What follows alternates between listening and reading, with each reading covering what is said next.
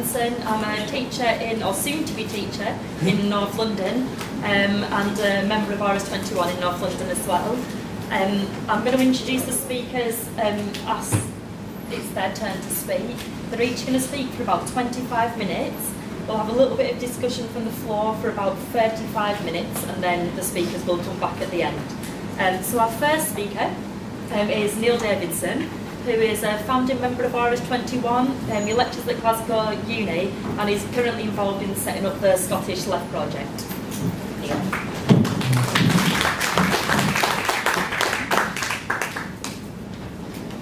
Okay, colleagues, I want to begin by reminding you of a thinker that most of you will probably have forgotten, with good reason, you might think. This is Francis Fukuyama, who just about 25 years ago wrote a famous article called The End of History. And in this, it was published in a neoconservative journal in the States, and in it he said that basically history hadn't exactly come to a stop, but essentially what he called democratic capitalism had triumphed over all alternative forms of government. Now, he didn't write this during the revolutions in Eastern Europe. He wrote it 6 months before the revolutions in Eastern Europe. It was a kind of prediction, if you like, of the failure of Stalinism, or communism, as it was called. What was interesting, though, was a lot of people on the left essentially agreed with Fukuyama. A kind of despair on the left, particularly around about the New Left Review, but also a lot of orthodox Trotskyists, who essentially said, yeah, that's right. There's been a catastrophic defeat for the working class and the left, that the regimes in East Germany and Russia and so on have all collapsed. This is a disaster for us. Particularly if you read the work of Fred Halliday, one of the leading Marxist international relations people, this was the theme. A kind of elegiac theme, that basically it was all over. Basically, now, this is extraordinary. For people in the international socialist tradition, or people who rejected Stalinism completely, it was a kind of revelation about exactly how much a whole layer of the left actually thought that the Stalinist regimes were an alternative to capitalism, thought they were the real alternative to capitalism. I was personally quite surprised at how many people revealed this in the years from 89 to 91 to 92 as the regimes came to an end. And what was interesting, the way the argument came out of that was to say, and that's the reason why there haven't been any real great revolutions since then. It's because people no longer think it's possible to have revolutions because of what happened in Eastern Europe and the collapse of the rest of the Stalinist regimes. Because that's come to an end, it basically means nobody thinks it's worth bothering anymore. Now, there were a number of problems, obviously, in the Egyptian revolution, but I don't think the real problem was that people taking part in that revolution thought we can't make a revolution because of the defeat of Eastern European states in 1989 to 91. I think there was a problem with Eastern European regimes. It wasn't their demise, it was their existence that was the problem for the left and what those things actually meant. But that wasn't the way it came across. And even in the SWP at the time, and a lot of other people's fingers as well, said, this is a chance to rebuild the left, this is a chance to capture the real revolutionary tradition. Most people on the left, I believe, were utterly depressed and defeated by what happened in 89 to 91. However, I don't think that is the reason that people now doubt the possibility of revolution being able to happen. And I think there is a real sense that that people think that revolution's a social revolution anyway, which is incapable of happening. I don't think it's because of what happened in 89. I think it's about something that happened much earlier than that, at least 10 years earlier than that. And it's to do actually with the failure of 1968 and the aftermath of that event. Come on to that in a minute. I want to begin by giving two definitions and a concept that are going to be important in what follows. The definition is a distinction I think we have to make between two different kinds of revolution, between what we call political revolutions and social revolutions. It's an extremely important distinction. A political revolution, of which most of human history, revolutions consist of this kind of revolution, is a revolution that takes place and essentially changes the nature of the regime. It changes the personnel of the ruling class. It might involve big popular upheavals and so on, but at the end of it, it's the same mode of production. It's the same kind of society after the revolution's over. So, 1848 in France, for example, or Iraq in 1978-79, or Mexico in 1910, or, for our point of view, all the revolutions that took place in 1989 to 91 in Eastern Europe. These got rid of particular regimes, particular individuals, in some cases. Of course, some bits of Eastern Europe, it's the same people in charge. They just changed their kind of approach. But nevertheless, nothing has fundamentally changed in the actual nature of society. A social revolution, on the other hand, is where actually the entire mode of production changes, when a new society is born. And these are obviously very rare. I mean, we think of the transition from slavery to feudalism, we think of the bourgeois revolutions, all of them, as being one, in fact, the only real examples we have. And if the socialist revolution ever happens, it'll be another example of a social revolution, a totally transformative revolution that actually doesn't leave anything standing and like what previously existed. Now, clearly, the Russian Revolution was a social revolution of this sort. So was the French Revolution. So, in a different way, was the Chinese Revolution, in a sense it got rid of Chinese feudalism and so on. But these are very rare types of revolution. So bear that distinction in mind. The second category I want to think about here is a kind of concept of Lukács, the great Hungarian Marxist. And this is the notion of the actuality of the revolution, the actuality of the social revolution. And he was thinking about the period, this is just at the end of the Russian Revolution, that he was thinking about. And he says that the actuality of the revolution means three things. I'm kind of extrapolating from his writings, but I think he means this. First of all, it means the historical period in which socialism is actually possible. Now, socialism wasn't possible in the 15th century, or the 17th century, or the 18th century, or actually the 19th century. It became possible perhaps towards the end of the 19th century. The time of the Russian Revolution is when we think this is when socialism, there's actually the material basis for socialism as a world system. Before that, it didn't exist. You couldn't have had socialism at the time of the English Civil War. And that was something ridiculous to imagine this. So there's a period when it becomes possible to think about socialism as a reality, as something that could actually happen. That's one meaning of actuality. The second meaning is about our day-to-day practice, what we do as revolutionaries, the way we approach our work, the way we approach what we do. And this is the actuality in a sense. Everything we do, we're doing in the sense of trying to create the conditions for revolution to take place.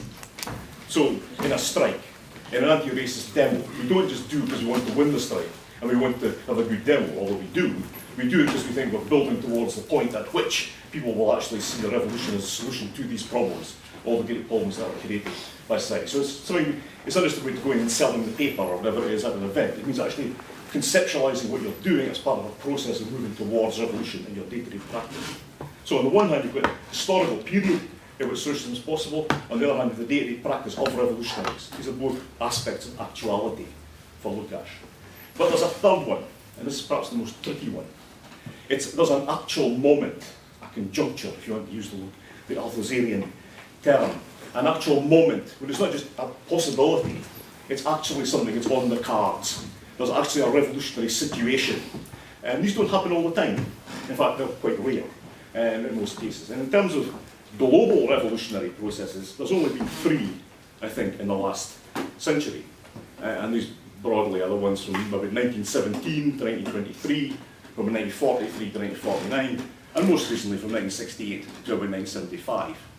Moments of global revolution comprising overlapping different movements, things all happening at the same time. Now, Lenin writes about this actually in his writings on the Russian Revolution, in the middle of the Russian Revolution, about how you have this extraordinary coming together of different things, quite disparate things, he says, that together produced a revolutionary moment. Now this is, the kind of problem with this is this doesn't happen every week or every year, every decade. It's actually quite a rare conjunction of these things to come together. And if they fail, then that usually sets things back for decades. And I think this is what actually happened in '68. So when they talk, people now tend to talk about the long 1968, meaning the entire period of 9 or 10 years, from say 67, 68 through to 75, 76. That whole period, it starts with the Tet Offensive in Vietnam and ends with the collapse of the Portuguese Revolution in November 1975. This moment comprises at least 7 different things happening at the same time and overlapping with each other. One of them, well, let's list them. There's the national liberation struggles in the Third World, the final collapse of colonialism and its client states. There's the internal crises of the state capitalist regimes, particularly in China and Czechoslovakia. There's a struggle for democracy in the fascist regimes in the Mediterranean, Spain, Greece, Portugal, and also in the Eastern European regimes as well. There's the struggles against various forms of oppression, racial, gender, sexual, whatever. There's a struggle of students, an entirely new form of struggle at this point, really, given the kind of counter-revolutionary role students have generally played after 1848 down to 68. That's 5. 6, there's kind of working class resistance to attempts to make them solve the emerging crisis in the end of the late 60s.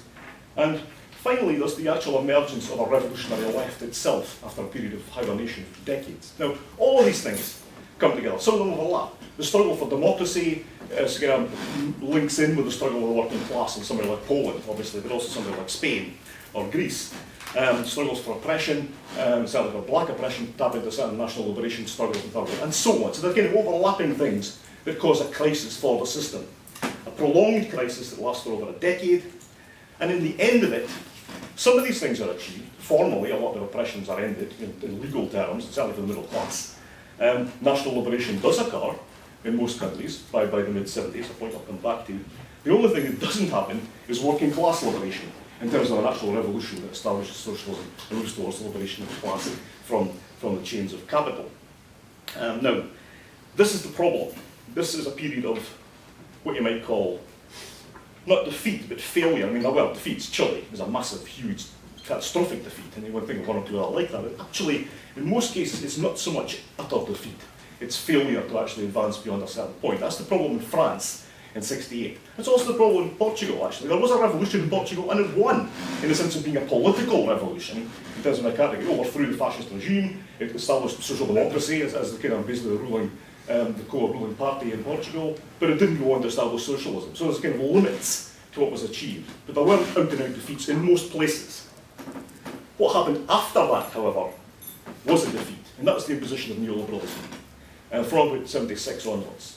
This was a defeat. I mean, you think about '74, the miners' strike brings in the Tory government, all the rest of it. 10 years later, smashing of the miners, it's a symbolic triumph of neoliberalism. We shouldn't, I think, kind of minimise this. I mean, at the time, in 1976, people went, things are bad, the rank and file is collapsing, strikes are falling. Jesus Christ, we would die for the level of strike activity that happened in 1976 now. At the time, because it was a falling away from the great struggles of '72 in particular, actually, and '74, it seemed catastrophic. Christ, now it looks like a kind of, paradisical levels of struggle compared to the extraordinary low level of strikes that we've had for actually quite a long period of time now.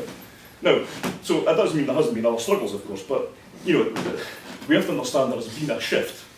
It can be recovered from, I think, but nevertheless you have to recognise it first. That's the defeat. Now, after you had attempted revolution, and it's looked like it's possible, and for a whole generation of people, some of whom are in this room, who are even older than me, and probably Colin will talk about this, it's people who actually thought revolution was possible in your lifetime as an immediate thing, and then it collapses. And it takes a couple of years to realise that collapse has happened, but it does happen. And then after that, there's defeat after defeat of workers, of struggles happening, of working class struggle. That's, I think, the thing that sets it back. It's not so much that people go, oh my God, if you go into revolutionary struggle, we'll end up recreating East Germany. It's more about, we've never seen any alternative version of socialism other than the caricatures of Eastern Europe. This is, I think, part of the reason why you have this great fear almost of revolution, and things like the anti-global, the altered globalisation movement, or Occupy. It's kind of reasons why someone like John Holloway makes so much capital of his arguments about we must not take our, because if we do, we're going to end up like, what happened in China and Albania or whatever. And this is a certain kind of resonance, because you've never seen the plausibility of an alternative that would actually show what might actually happen. I think this is a real issue. But defeat wasn't just in the West, it wasn't just in areas where there had been large working class struggles. And here again we have to come back to the point about what kind of social revolutions there have been. Because of course, there were a tremendous number of successful revolutions in the late 60s and early 70s. An extraordinary clustering of them from about 1973 to 1975. You could list them. Ethiopia, the fall of the last great feudal absolutist regime in the world. Guinea-Bissau, Angola, Mozambique, the Portuguese Empire collapsing under the onslaught of the various liberation movements there. Indochina, Laos, Cambodia, democratic Kampuchea, a great example that is to us, and South Vietnam. So that's 7, right? 4 of them in Africa of the end of either colonial or pre-capitalist regimes, usually some mixture of both. You add to that the communist coup in Afghanistan and early in 1978. That's probably the last of those kind of revolutions. Not great examples to anyone, and of course the horrifying example of Kampuchea was then lifted up as this is what happens if you try and achieve socialism kind of thing. The point was that these were social revolutions. They just weren't socialist revolutions. They were the bourgeois revolutions.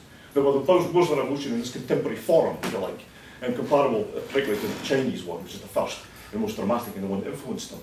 And so this is what's happened here, but yet everyone thought, not us, but most people on the left thought, oh, that's a socialist revolution then. That's what's happening in Kampuchea, and so on. That's what's happening in Vietnam. That's what's happening in Angola. What's happening in Ethiopia, the butchery of the Manchutsu regime, and so on. So there's confusion about what Stalinism was and what kind of revolutions the Stalinists were making. I think it's an utterly poisonous effect, even now, on how people think about socialism and what it is. Something else interesting happened though. This feeds into, I think, the idea of why people think socialism's impossible. Have I got that? 9 minutes. Excellent. And that is, we began to get non-social revolutions from about 79. Political revolutions. I've said Afghanistan was the last transformative thing, I suppose, in 78, or attempt at it. And that, of course, the Russian attempt to prop up the Afghan communist regime led to the Second Cold War, and indirectly to the actual collapse of Russia itself, which was attempting to militarily compete with America during the 1980s. But you get, first of all, 3 revolutions that are quite interesting and quite different. Iran, 78, 79. Nicaragua, 79. And Zimbabwe, climax in the 1980s. The Nicaraguan and Zimbabwe revolutions had been going on for several decades. This was the climax of these movements. But what's interesting about these revolutions is, of course, they don't end up producing kind of Stalinist type regimes, state capitalist regimes, and state capitalist economies as we would recognise them. In fact, the Nicaraguans used to boast that actually less of the Nicaraguan economy was nationalised than in Britain in 1979, which was true, by the way. Thatcher in her early years had more nationalised economy than the Sandinistas did in Nicaragua. But they more or less kept, they nationalised some things, but essentially kept a private economy. Same in Zimbabwe, actually. Everyone's expecting it to be totally nationalised, totally state capitalised. It didn't. It became private capital. Same thing in Iran. Iran was a capitalist country before the revolution, it was a political revolution, which shifted the nature of the regime, but not the actual nature of the economy. And because we were so fixated on Islam, as if that was the important thing, they missed the actual point. There had been a historical shift away from bourgeois social revolutions to political revolutions, because there was no more bourgeois revolutions left to be made. Okay, maybe Nepal or something, but basically, apart from that, it all happened, it was over. We'd reached that point where capital now dominated the entire world in one form or another, in terms of political regimes. So for a lot of people on the left, it was like, oh, there aren't any more revolutions happening, or there's just these kind of political things happening. You know, it's over. But the turning point, actually, I think, was not any of these. And it certainly wasn't in '89. It was actually in the Philippines in 1986. A revolution I imagine most people don't think about that much. But this was the first revolution to introduce the idea of people power. And totally kind of I mean, it was an important event, it got rid of the particular regime and so on, but essentially nothing social happened in there. This was the model for the '89 revolutions in Eastern Europe, and a lot of the revolutions subsequently, particularly actually Indonesia. Well, that was more militant in many ways, but essentially the same kind of thing. Serbia, Taiwan, you know, all the things that have happened since then have been of this kind of model. Not social, but purely political. And reaching its kind of, I won't say climax, anti-climax in the colour revolutions, 2003, 2004, you know, kind of in Ukraine and various other places. Okay, so, and here also neoliberalism kicks in as a kind of final defeat, if you like. Signalled very early on, actually, by Deng in 1978, in the proclamation of the 4 modernisations. And Deng said, you know, enrich yourselves. Was he consciously quoting Francois Guizot from the French Revolution the previous century? Who knows? But it's certainly the same idea. You know, it was like, and this is a very early embrace of neoliberalism, I think. Charlie might disagree, but basically I think this signals the way things are going. The retreat from state capital and the return to private capital on a neoliberal basis. And in a way, what happened in 1991 in Eastern Europe was just an intensified version of the attack on the welfare state and the attack on state capital in the West that was happening at the same time under Thatcher and Reagan, Pinochet, and so on. Okay, so what happens then is that there's already a sense of defeatism, a sense that we've come to the end of the possibilities of socialism, has already happened before the Eastern European revolutions happened. I think that was the kind of last nail in the coffin, if you like, for many people, particularly Perry Anderson and Fred Halliday's and so on, and their sense of utter defeat. But actually, for most people, the sense of defeat had already kicked in, because the real defeats the working class had happened at home, not because of something happening in East Germany or in Hungary.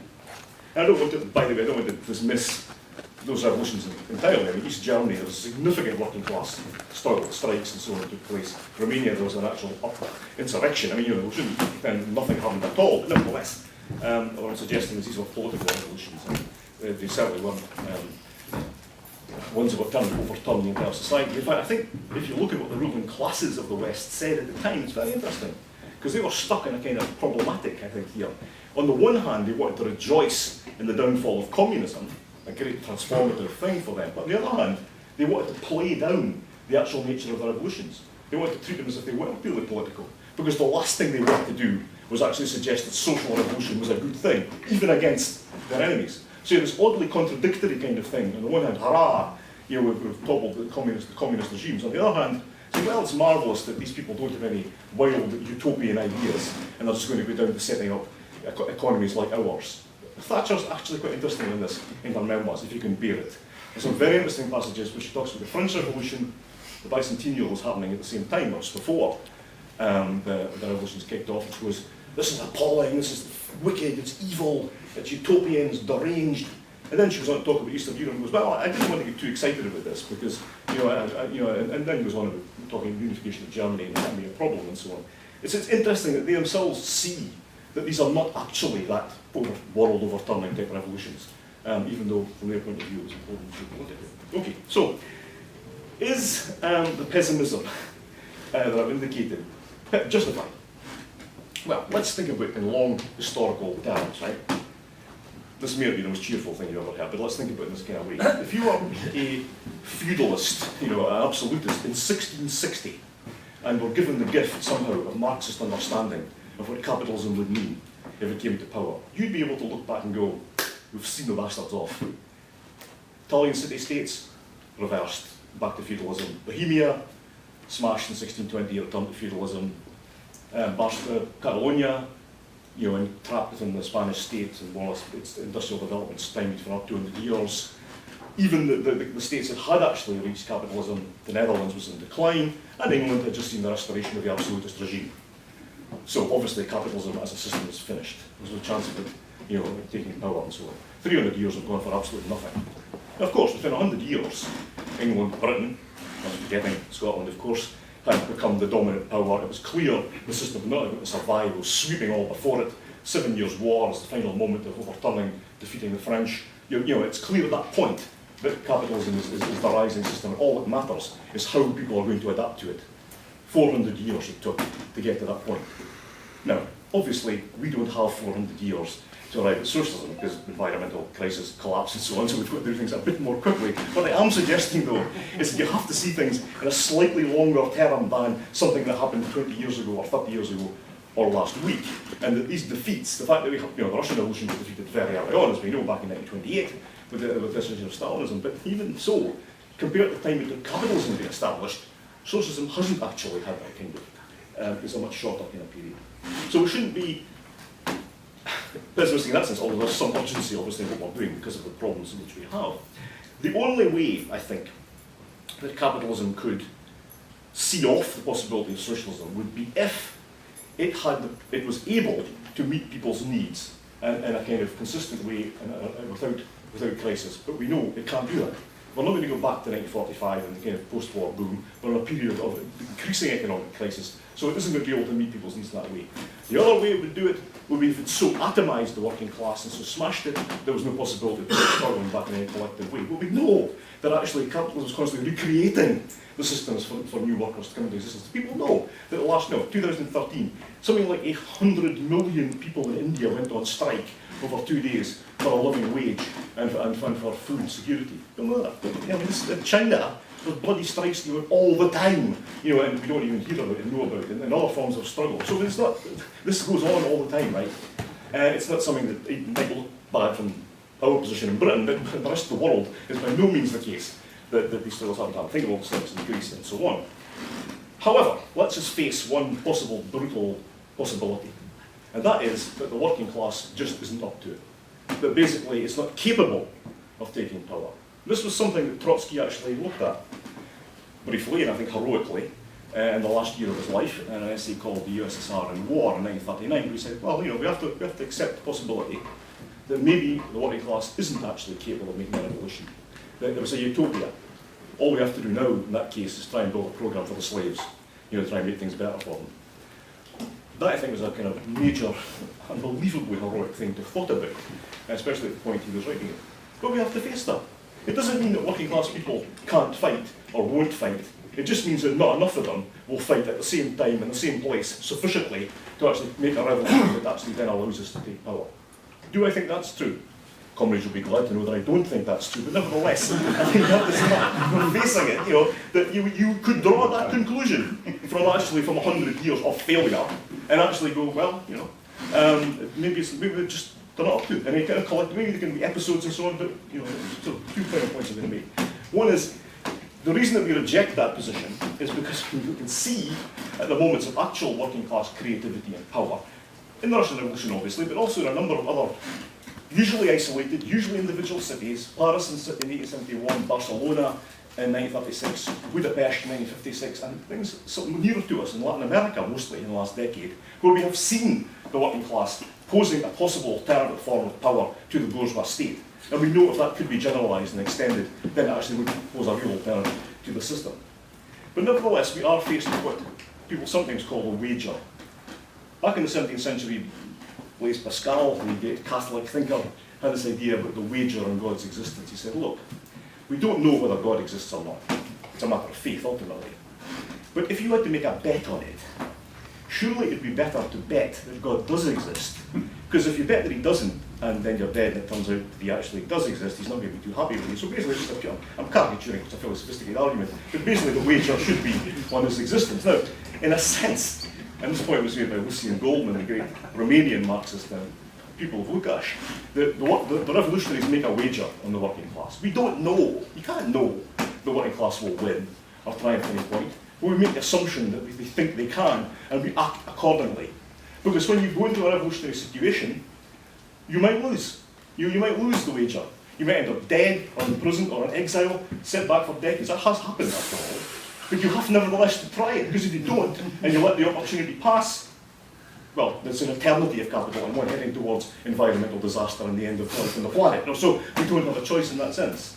So this, both urgency, but also the possibility that we might actually win, is of course the thing that would push us through this. I think that's a realistic way of looking at it, given the kind of horrors of the last century and the coming crisis facing us in terms of the environment. So, the wager, it's still there in front of us. The bet, I think, is still on, but without any illusions and difficulties facing us.